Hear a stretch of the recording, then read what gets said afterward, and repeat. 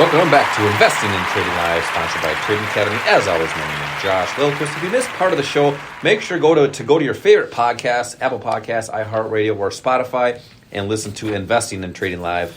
Also, we do appreciate the likes and comments on the podcast. Make sure to subscribe so you can get updated each and every day. We do segments on market conditions. That way, hopefully, you are in the know with what's going on with the financial markets. If you missed seats for that investing class right here at the Academy, simply just text the word investing to the number 210-210. That's for 2 seats right here in Bloomington. We're also all across the metro. We have classes in Edina, Maple Grove. Gosh, it seems like every city in the metro area here. So we're coming to a city or a backyard near you. Text investing to the number 210-210. So Al, in that last segment, you had a couple of interesting topics that you mentioned. Traders buy and sell, advisors buy and hold. Right? Now, if you think about that for a second, as a trader or investor, or as a person that wants to increase their monies in the markets, you have to actually realize those gains at one point. Now, when advisors are just buying and holding, there's no plan for gain or loss. So it's just a hope strategy, and over time they say they want to keep you in the market because they are basically getting paid off of their assets under management. Sure.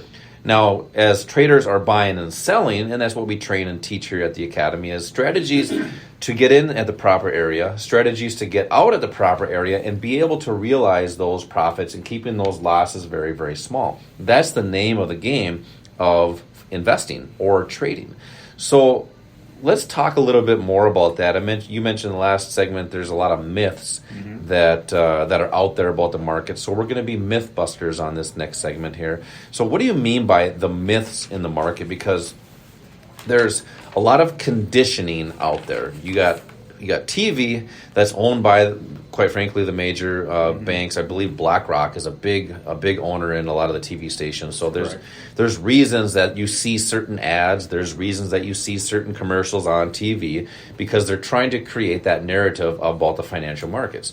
Now, when you do things yourself, what I mean by that is when you self-direct your own accounts, you actually trade and invest for yourself, you want to base your decisions off of facts, which is a price chart. That's where you get that information, and that's what we talk about a lot with supply and demand. So I want you to dig a little deeper about these myths that are out there, and then what can we do as traders or investors to have our best interest? Yeah, well, one of the things you might want to do if you want to try to achieve success as a trader or investor is to not watch or listen to those TV shows that you had just mentioned that are controlled by big companies, because there's an information gap. You're being fed information that might be old, or it might be fed to you in a way that kind of creates a need or a desire to do something that maybe isn't in your best interest. There's a possibility that's happening. It is, yeah. And you have to understand that the markets don't actually function on an even playing field for everybody. There are people out there that have the ability to manipulate things. And hedge fund managers will tell you that, and they may not tell you this, but they have to be able to have some control over the movement in price to be able to do what they want to do, which is buy low and sell high. That's a basic thing that everybody would agree with.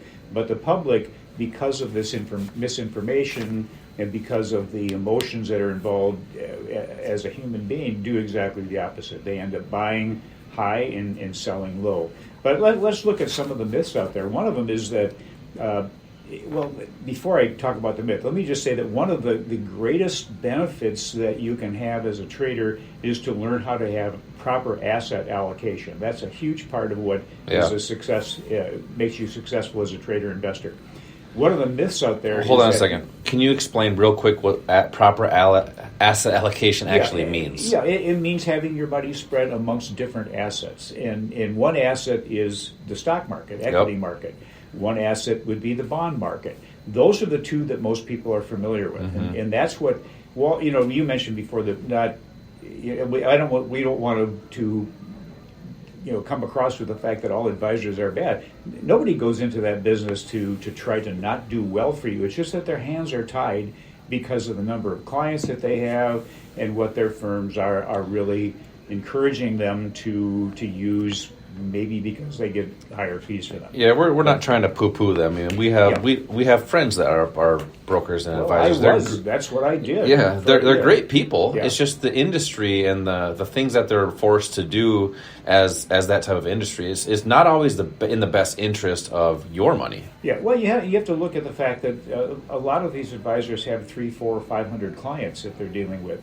It's pretty hard to deal with each person individually on a regular basis where you can have the proper management of a portfolio. Yep. So typically people are put into some kind of a grouping. But one of the myths up there is that the assets that you should use, the allocation should be between stocks and bonds. Mm-hmm. Well, what we found is that, especially back in 2022, and the reason that's the allocation that they recommend is typically when the stocks are up, bonds are down, and vice versa. Bonds will go up when the equities are going down. That didn't happen in 2022. Everything went down.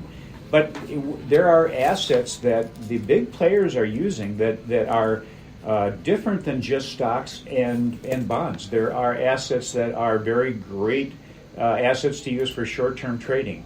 Things like options, things like futures market, the foreign exchange market. Typically, when we have students come into our classes, most of them don't know anything or very little about those three assets, but by the time they're going through a session with us, that's where their interest lies. It's maybe in futures or Forex or options. Those are the assets that you can use for short-term trading for that income if you want additional income.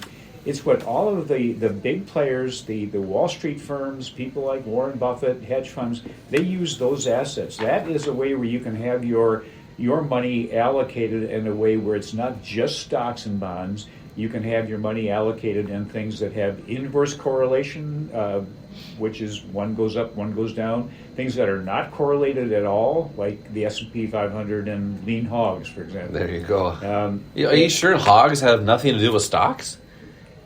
There's no correlation there? There's some stocks that are hogs, I guess. There you go. That, but hogs or dogs? What is a lean hog? Is that a skinny pig? I don't know. I don't care. It's in very good shape, we'll say. Yeah. And I don't care. You don't have to actually know what it is to benefit financially from it. But there are things that have no correlation to each other, and there are things that are correlated. And the proper education is going to show you how to use those to your advantage. Mm-hmm. And, you can fill your brain with knowledge, but the real key to being successful is how you take that knowledge from your brain and you apply it in the real world. And that's skills. That's building skills to use it. Yeah, anybody can get knowledge in the markets. There's a lot of stuff out there you can read and everything, but it does take that skill. And that's why we have these skill building classes here at the Academy. It's building that skill of the markets, how to actually do and take action in the markets. Yeah. It starts with one of our free investing classes. So if you want to come into one of these classes, simply just text the word investing to the number 210-210 and just be enlightened more on these markets. Text investing to the number 210-210. So with these correlations you were mentioning, which is very interesting, typically they say when stocks go up, bonds are going down. If you look at a price chart, the dollar is typically, you would think that would be inversely correlated with the stock market as well. That's correct. The dollar has been going up this year. The stocks have been going up this year. You look at the 10-year, that's been going up this year. So it's amazing how these correlations have changed a little bit. Yeah. But you know what? These correlations, there's odds enhancers that traders and investors can use with them. But ultimately, you have to make those decisions off a price chart, and you can do any time frame as well. Yeah. So people that are looking, as you were mentioned, for income strategies, you might want to use a smaller time frame. So it doesn't matter the overall trend. I mean, there's an odds enhancer with that, but it doesn't matter which way the market's going. There's strategies within there on smaller time frames for income. Yeah, and you have to use a smaller time frame for income, because if you need income, it's something that you want to achieve now. You can't wait 10 or 20 or 30 years to get money to pay for something that needs to be paid for now. So short-term trading, it requires using assets that are really ideal for short-term trading. In other words, you get into a position and you get out with a potential profit in a short period of time. Yeah, you look at just looking at oil for a second. So somebody that might be trading oil as an income strategy, right? Mm-hmm. Now with oil, this is just the opportunity that's there. So if someone you mentioned buying and holding earlier. Now I'm going to kind of give some simple math to this, okay? Back in November of 2023, oil was at $77 and about 80 cents, right? So It went down about 12% from there. So there's a 12% opportunity as it goes down. It went up from there 11%. So what's 12 plus 11? 23. Very good math. Good math. And it went back down. No, stick with me, folks. About 9%. So 23 plus 9 is 32. So there's 32% opportunity. And it went back up another 12%. So 32 plus 12 is 44. So there's a 44% opportunity having a strategy for two different directions. Well, I just went from November till now. The price is exactly the same as what it was in November of 2023. Mm-hmm. So there are opportunities with these other assets that don't even move over a long period of time, but within there, plenty of opportunities there. Now, is everybody going to get the full opportunity there? No. But what if you got half of that? Mm-hmm. Still might be a stretch, but what if you got half of that? That's the difference between a trader or a, like you mentioned in the first segment, of a buy and hold, right, is the opportunities that are missed. That's why we talk a lot about that in these investing classes. Right. And what we're seeing in this market now with these big moves, that is the ideal environment for generating short-term income. But you have to know what you're doing. Unfortunately, a lot of people that try to do this on their own maybe have looked at something on YouTube, or maybe have answered a newsletter or something, and they try to do something that they're really not equipped education-wise and skill-wise to do. By the way, learning how to do this properly is not an overnight kind of thing. It's a process Correct. That you go through. It's a skill build. But the skill building is a huge part of it. You can have all the knowledge in the world, but if you don't know how to use it and when to use it properly, it's of no value. It can actually end up hurting you. So you have to be able to develop the skills to use it. And one of the ways you do that is by learning how to do this with people that are already successful at it, who can help you to eliminate the big mistakes that people make when they're learning, and just concentrate on what factually works. Mm-hmm. And one of the myths out there is that the things are too complicated for you as a retail trader to be able to do this. One of the things that we really concentrate on is simplifying the trading process, so you just follow a set of rules. And I mentioned, I think in that first segment, being a human being causes you to do the opposite often of what you should be doing. It's the emotions that we have, the fear and greed that get in our way. You become your worst enemy as a trader. So how do you control that? Well, you have to have a plan, a strategy you follow that kind of takes the thinking, takes your brain and your gut out of it.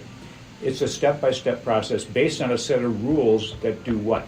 Those rules should get you to the point where you have identified a quality trade. And what is that? That's a trade where you have the lowest risk entry with the highest profit potential and the highest probability of it working in your favor.